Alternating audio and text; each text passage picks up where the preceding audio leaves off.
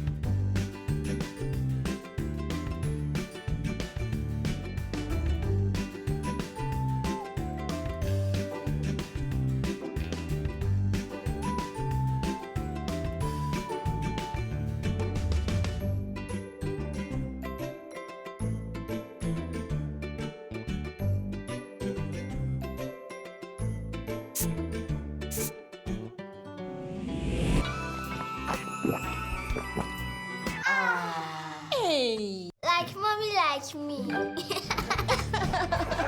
Better malt, like mommy like me. This advert is FDA approved.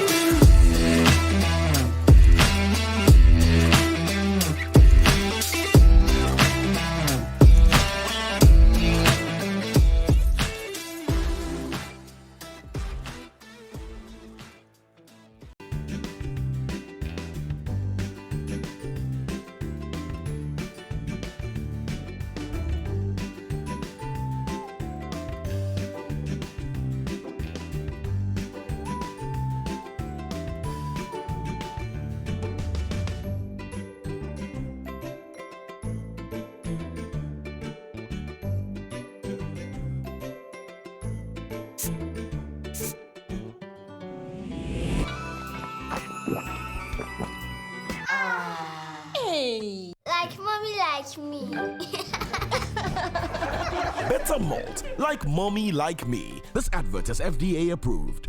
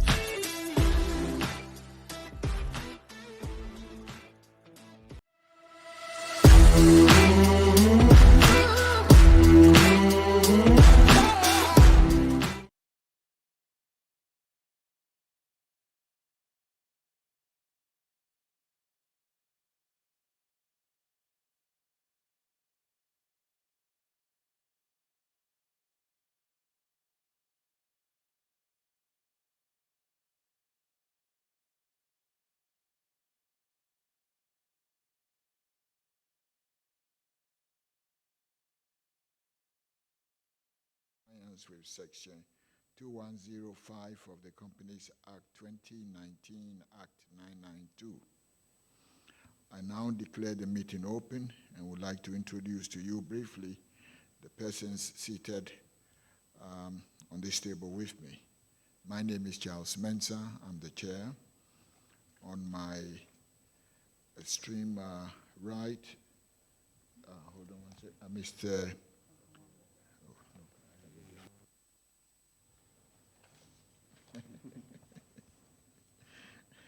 On the extreme right is Mr. Edmond Amali.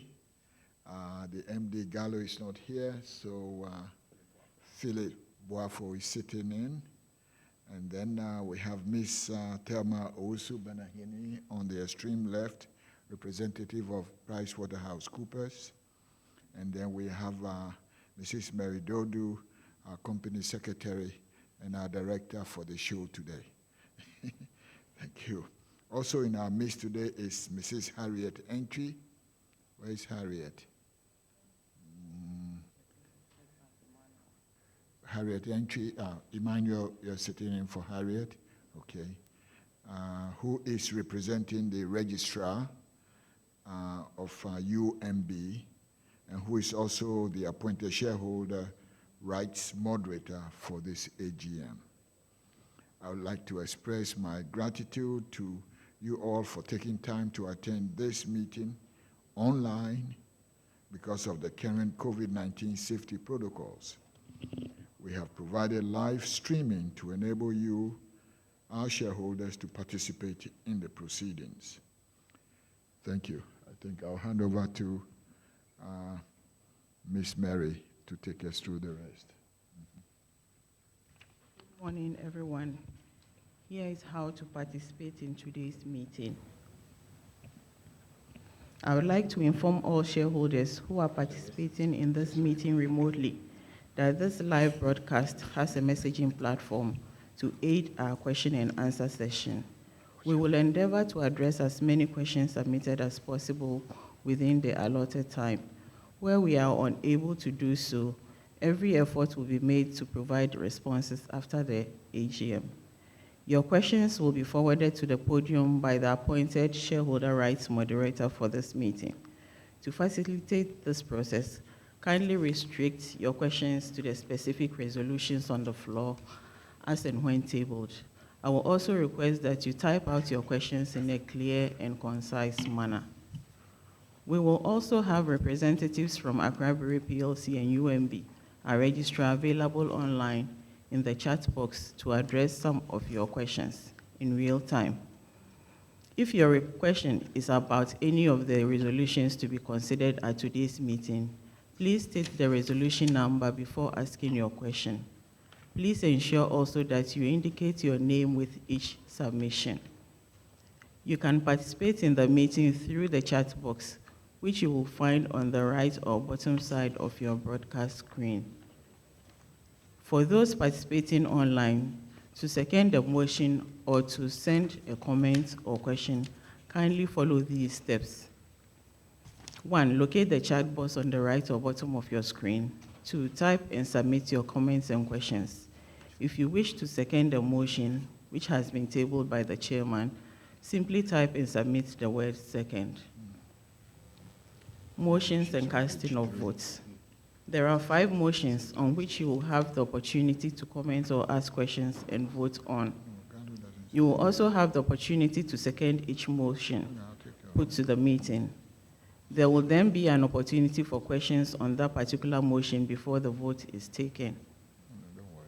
2 voting options will allow you to cast your votes in real time.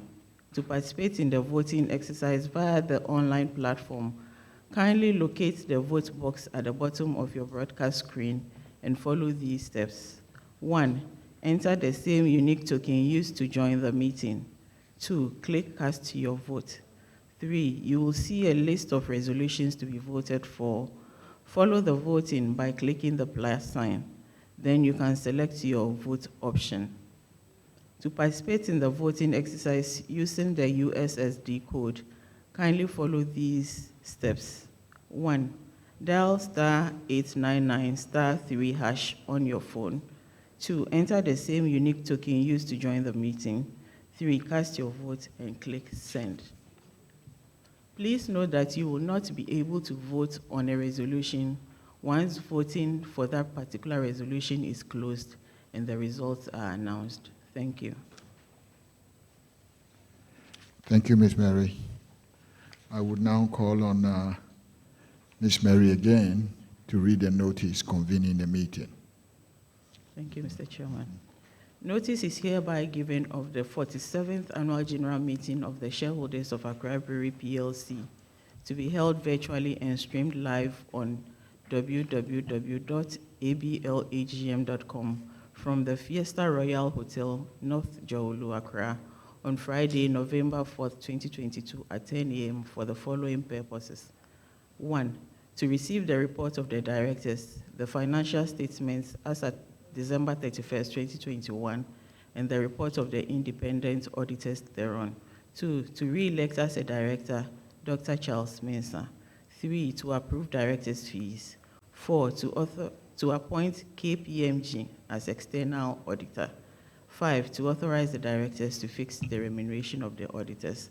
Dated this 10th day of October 2022 by order of the board, Leonard & Company Secretary. Thank you. Thank you, Ms. Mary. We're on the director's report and then the managing director's report. Both have been circulated in the annual report. So we'll take those as read so we can move on with the business of the day. I will now call on the representative of PwC, Ms. Thelma Osubanahine, to read their report.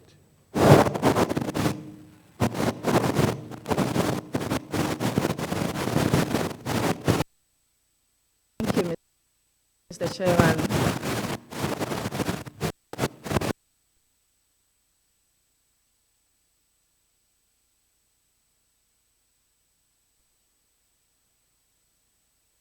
Thank you, Mr. Chairman.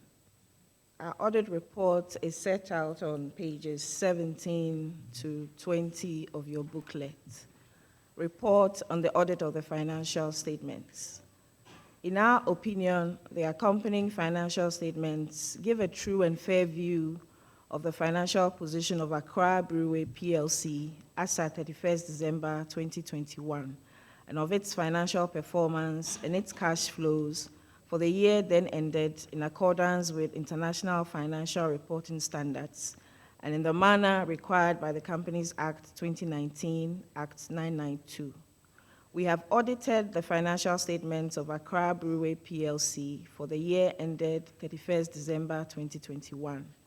The financial statements comprise the statement of financial position as at 31st December 2021, the statement of comprehensive income for the year then ended, the statement of changes in equity for the year then ended, the statement of cash flows for the year then ended, and the notes to the financial statements, which include a summary of significant accounting policies. Basis for our opinion. We conducted our audit in accordance with international standards on auditing. Our responsibilities under those standards are further described in the auditor's responsibilities for the audit of the financial statement section of our report. We believe that the audit evidence we have obtained is sufficient and appropriate to provide a basis for our opinion. Independence.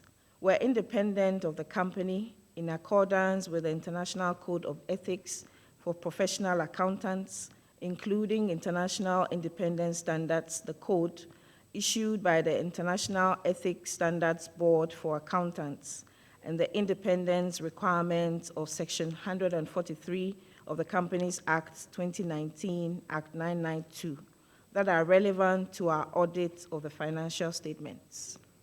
We have fulfilled our other ethical responsibilities in accordance with the code. Key audit matters. Key audit matters are those matters that, in our professional judgment, were of most significance in our audit of the financial statements of the current period. These matters were addressed in the context of our audit of the company's financial statements as a whole and informing our opinion thereon, and we do not provide a separate opinion on these matters. Key audit matter. The company's distribution channels for its products include direct cash sales to customers and credit sales to key distributors. At 31st December 2021, gross trade receivables stood at 23.7 million, against which an allowance for impairment of 11.9 million cedis was recognized. Allowance for impairment on trade receivables is a key area of focus due to the judgment management exercises using shared credit risk characteristics in determining the appropriate amount of allowance for impairment. The company determined allowance for impairment on trade receivables using the simplified approach to calculate the lifetime expected credit loss allowance. Management exercised the following judgments in determining the allowance for impairment at the reporting date: grouping trade receivables based on similar risk profile and the days past due, determining historical loss rates based on the payment profile of sales over 24 months, and adjusting historical loss rates to reflect current and forward-looking information using economic variables such as inflation and exchange rate. Notes 2.8 and 3.2 set out the accounting policies and the judgments used in determining allowance for impairment respectively, while Note 27.2 sets out an analysis of credit quality of trade receivables at the reporting date. The gross trade receivables and related allowance for impairment are disclosed in Note 6 to the financial statements. Our audit procedures included evaluating the design of selected controls and testing the operating effectiveness of the selected controls in respect of the extension of credit facilities to key distributors and other credit customers. We examined the aging analysis of trade receivables to assess the appropriateness of classification of trade receivable balances. We assessed the appropriateness and reasonableness of management's judgment over the segmentation of outstanding trade receivable balances using shared credit risk characteristics in determining historical loss rates experienced within a defined period. We examined the data used to derive payment profiles of selected customers to evaluate the reasonableness of the payment profile for each customer grouping. We assessed the reasonableness of adjustments made to historical loss rates to incorporate forward-looking information by confirming from independent external sources. We reperformed the calculation of allowance for impairment on trade receivables and assessed the adequacy of amounts recognized as allowance for impairment. We checked the appropriateness of relevant disclosures for compliance with IFRS. Other information. The directors are responsible for the other information. The other information comprise the corporate information, financial highlights, report of the directors, corporate governance reports, shareholders information, and 5-year financial summary, but does not include the financial statements and our auditor's report thereon, which we obtained prior to the date of this auditor's report, and the chairman's statement and the country director's statements, which are expected to be made available to us after that date. Our opinion on the financial statements does not cover the other information, and we do not and will not express any form of assurance conclusion thereon. In connection with our audit of the financial statements, our responsibility is to read the other information identified above, and in doing so, consider whether the other information is materially inconsistent with the financial statements or our knowledge obtained in the audit, or otherwise appears to be materially misstated. If based on the work we have performed on the other information that we have obtained prior to the date of this auditor's report, we conclude that there's a material misstatement of this other information, we are required to report that fact. We have nothing to report in this regard. When we read the chairman's statement and the country director's statement, if we conclude that there is a material misstatement therein, we are required to communicate the matter to those charged with governance. Responsibilities of the directors for the financial statements. The directors are responsible for the preparation of financial statements that give a true and fair view in accordance with IFRS and in the manner required by the Companies Act 2019, Act 992, and for such internal control as the directors determine is necessary to enable the preparation of financial statements that are free from material misstatements, whether due to fraud or error. In preparing the financial statements, the directors are responsible for assessing the company's ability to continue as a going concern, disclosing as applicable matters relating to going concern, and using the going concern basis of accounting unless the directors either intend to liquidate the company or to cease operations or have no realistic alternative but to do so. The directors are responsible for overseeing the company's financial reporting process.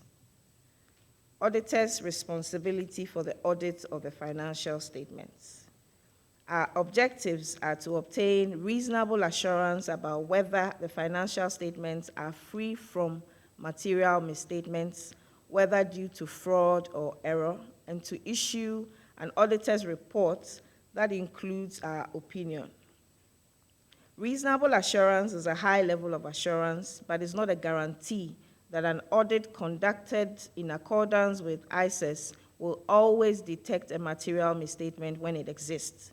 Misstatements can arise from fraud or error and are considered material if individually or in the aggregate they could reasonably be expected to influence the economic decisions of users taken based on these financial statements. As part of an audit in accordance with ICES, we exercise professional judgment and maintain professional skepticism throughout the audit. We also identify and assess the risks of material misstatement of the financial statements whether due to fraud or error, design and perform audit procedures responsive to those risks, and obtain audit evidence that is sufficient and appropriate to provide a basis for our opinion. The risk of not detecting a material misstatement resulting from fraud is higher than one resulting from error, as fraud may involve collusion, forgery, intentional omissions, misrepresentation, or the override of internal control. We also obtain an understanding of internal control relevant to the audits in order to design audit procedures that are appropriate in the circumstances, but not for the purposes of expressing an opinion on the effectiveness of the company's internal control. We evaluate the appropriateness of accounting policies used and the reasonableness of accounting estimates and related disclosures made by the directors. We conclude on the appropriateness of the directors' use of the going concern basis of accounting, and based on the audit evidence obtained, whether a material uncertainty exists related to events or conditions that may cast significant doubt on the company's ability to continue as a going concern. If we conclude that a material uncertainty exists, we are required to draw attention in our auditor's report to the related disclosures in the financial statements, or if such disclosures are inadequate, to modify our opinion. Our conclusions are based on the audit evidence obtained up to the date of our auditor's report. However, future events or conditions may cause the company to cease to continue as a going concern, and we evaluate the overall presentation, structure, and content of the financial statements, including the disclosures, and whether the financial statements represent the underlying transactions and events in a manner that achieves fair presentation. We communicate with the directors regarding, among other matters, the planned scope and timing of the audits and significant audit findings, including any significant deficiencies in internal control that we identify during our audit. We also provide the directors with a statement that we have complied with relevant ethical requirements regarding independence and have communicated with them all relationships and other matters that may be reasonably be thought to bear on our independence, and where applicable, actions taken to eliminate threats or safeguards applied. From the matters communicated with the directors, we determined those matters that were of most significance in the audit of the financial statements of the current period and are therefore the key audit matters. We describe these matters in our auditor's reports unless law or regulation precludes public disclosure about the matter, or when in extremely rare circumstances we determine that a matter should not be communicated in our reports because the adverse consequences of doing so would reasonably be expected to outweigh the public interest benefits of such communication. Report on other legal and regulatory requirements. The Companies Act 2019, Act 992, requires that in carrying out our audits, we consider and report on the following matters. We confirm that we have obtained all the information and explanations which, to the best of our knowledge and belief, were necessary for the purposes of our audit. In our opinion, proper books of accounts have been kept by the company so far as appears from our examination of those books, and the company's statement of financial position and the company's statement of comprehensive income are in agreement with the books of accounts.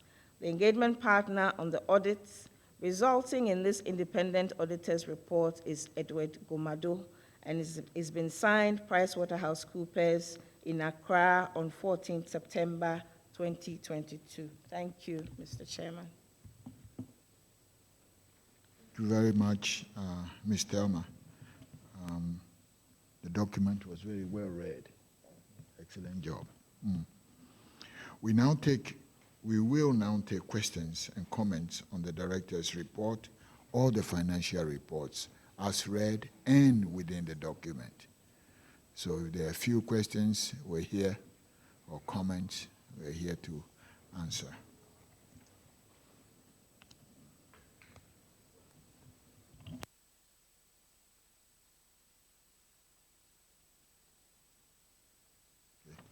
In the absence of, oh, there's a question up there. Okay, sure, sir.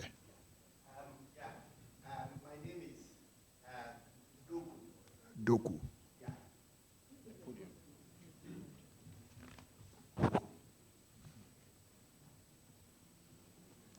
My name is Doku, and mine is not a question, actually, but it's a comment. Okay. I know recently, ABL wanted us to buy some.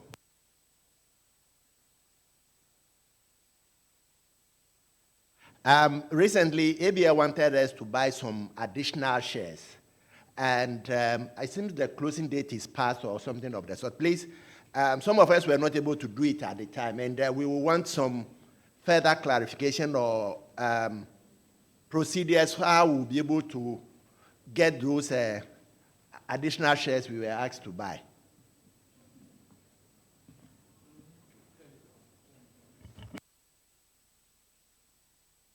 You say your name is, please? Doku, okay.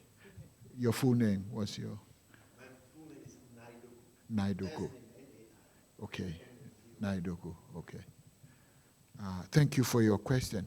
You would notice, Mr. Doku, that the issue you are dealing with is not part of the report given by Pricewaterhouse.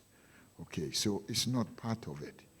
What we are asking now is for someone to move that the financial report as given by Pricewaterhouse and then the director's reports should be adopted, are received, and here, let me read it again. Together with the reports of the directors and independent auditors thereon, are submitted to this meeting, be and are hereby received and adopted. Let's stay with what we're doing. Your question is out of this, but there will be an opportunity for you to ask, okay? But for now, we're interested in having someone move that the reports as read are hereby adopted. Then in the circumstances, I move that the report be adopted, accepted. Okay, thank you, Mr. Nye. Would someone move or second the motion for us? Would someone second the motion?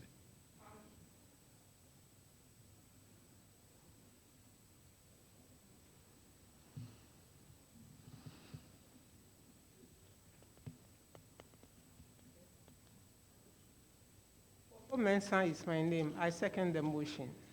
Thank you, madam. I now put the motion to the meeting, and you may now commence voting. We'll pause for it.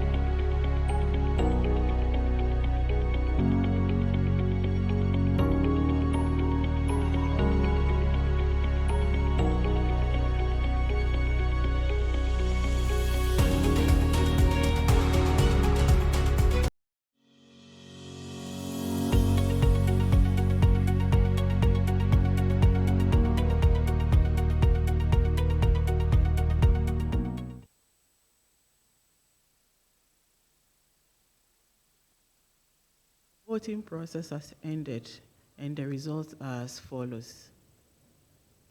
96.65% of voters online voted for the motion. There was no abstention and none against. Thank you. Thank you, Madam Secretary. I declare the motion carried. We move on to the second resolution, which will be undertaken by Madam Secretary. The second item on our agenda is to re-elect Dr. Charles Mensah as the director. Dr. Mensah retires by rotation in accordance with the regulations of the company, and being eligible, he offers himself for re-election. I hereby call on a member to propose that Dr. Charles Mensah be re-elected as a director.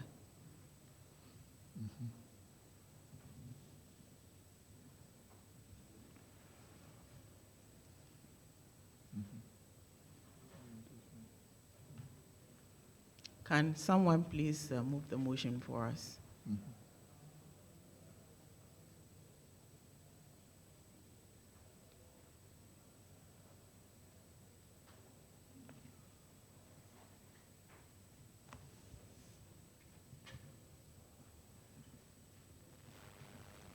Mr. Wallace, I move the motion. Your name, please. I move the motion. Your name, please. My name, Mr. Wallace Johnson Issa.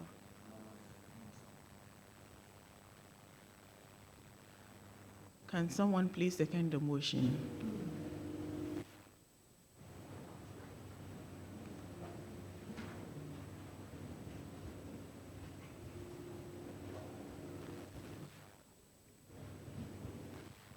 For Mensah, I second the motion.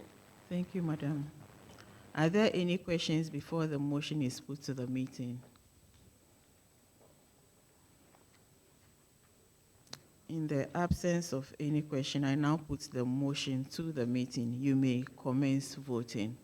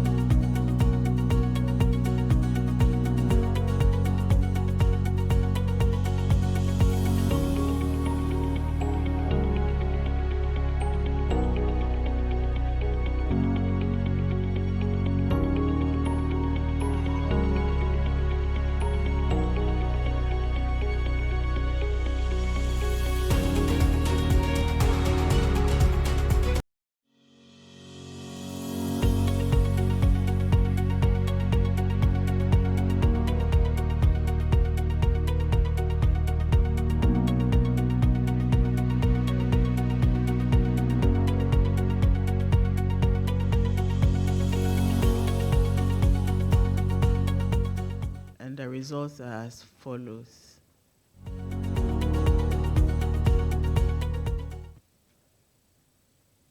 The results are as follows. 96.66% of voters voted for the motion. There was no abstention and none against. Thank you. Mr. Chairman. So we declare the motion carried. Declare the motion carried. Thank you very much. Thank you. The next resolution, or the third item, is to approve the remuneration of the directors. In accordance with Section 69(1) of the company's constitution, fees payable to directors shall not be increased except pursuant to a resolution passed at the general meeting where notice of the proposed increase has been given in the notice convening the meeting. I hereby call on the member to move that fees paid to the non-executive directors for the year 2021 be maintained for 2022. Can someone move that fees paid to the non-executive directors for the year 2021 be maintained for 2022? Ms. Enai? I so move that the fees be maintained. Thank you. Any seconder?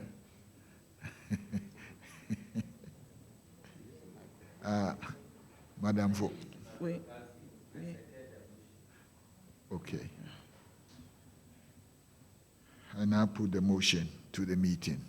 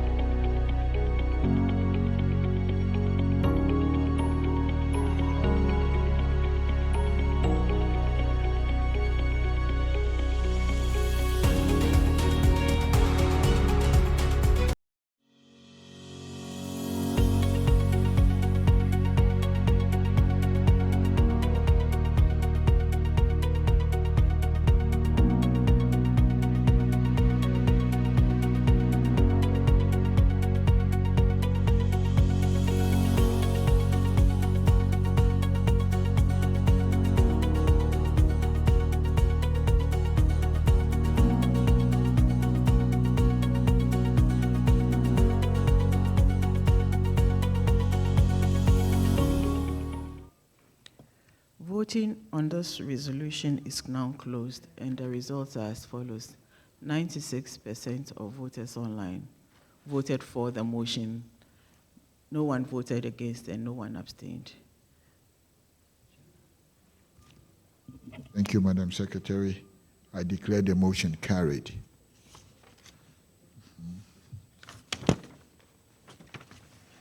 Next on the agenda is to appoint KPMG as the new auditor of the company. This is in accordance with the requirement of the new Companies Code, or Act 2019, Act 992.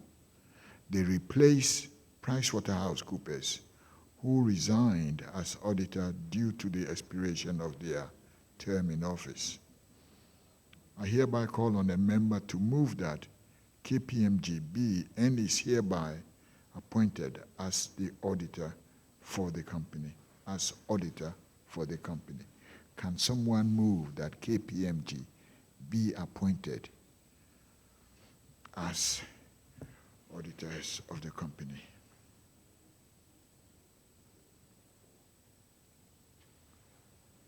Fofo Mensah, I move that KPMG be appointed as auditors for Accra Brewery. Thank you. Thank you, Madam Fofo. Any seconder? Can someone second the motion, please? Mr. Nai?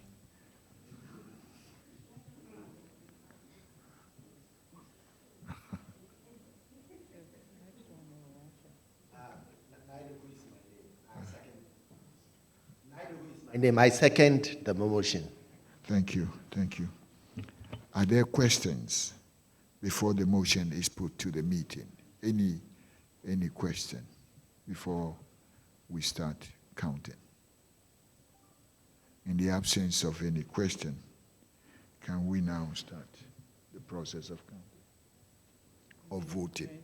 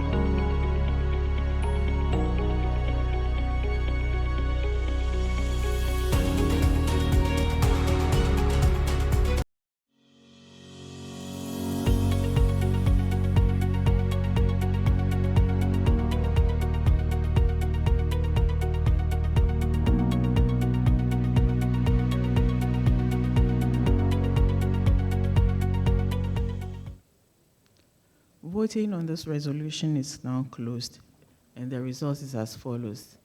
96% voted for the motion, no, none abstained, none against.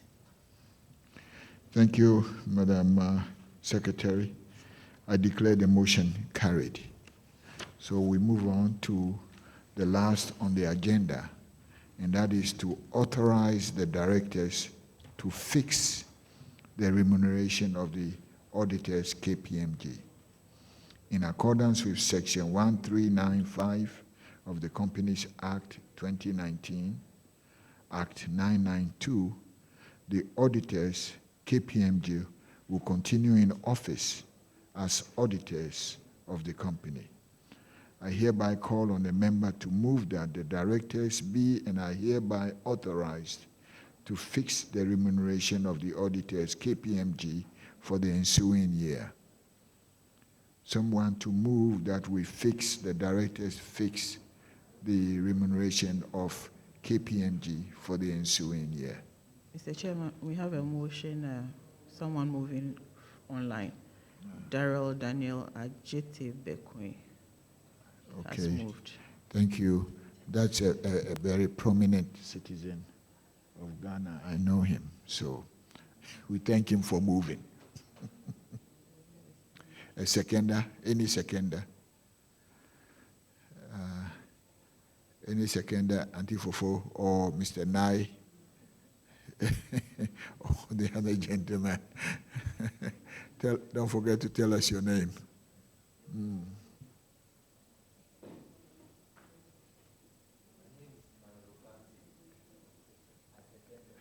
Press it. You didn't know. It wasn't recorded. My name is Emmanuel Okanse. I second the motion. Okay, Emmanuel Okanse. Thank you very much. Thank you. Any questions about KPMG's remuneration? In the absence of any question, can we then commence voting, please? Let's commence voting.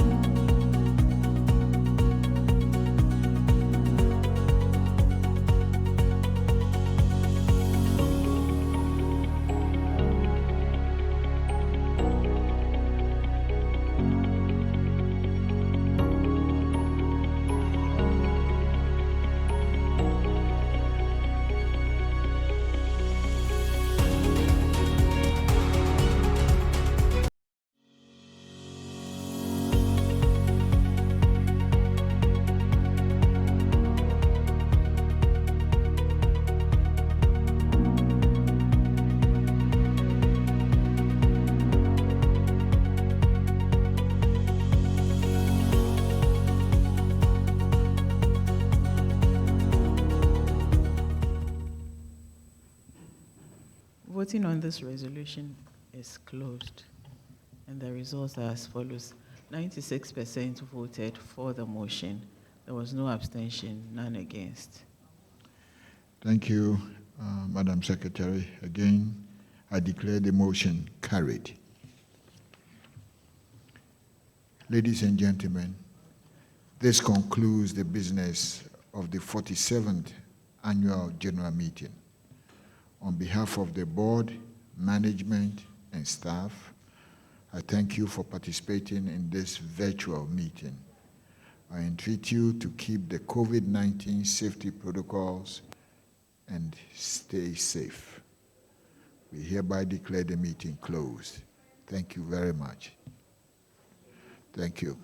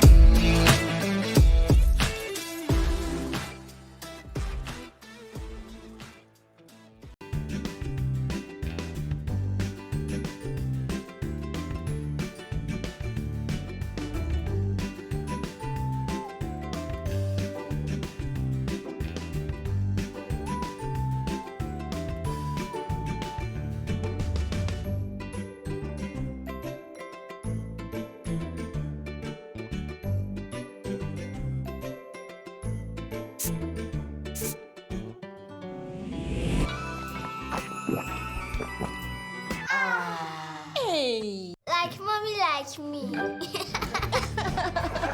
Better malt, like mommy, like me. This advert is FDA approved.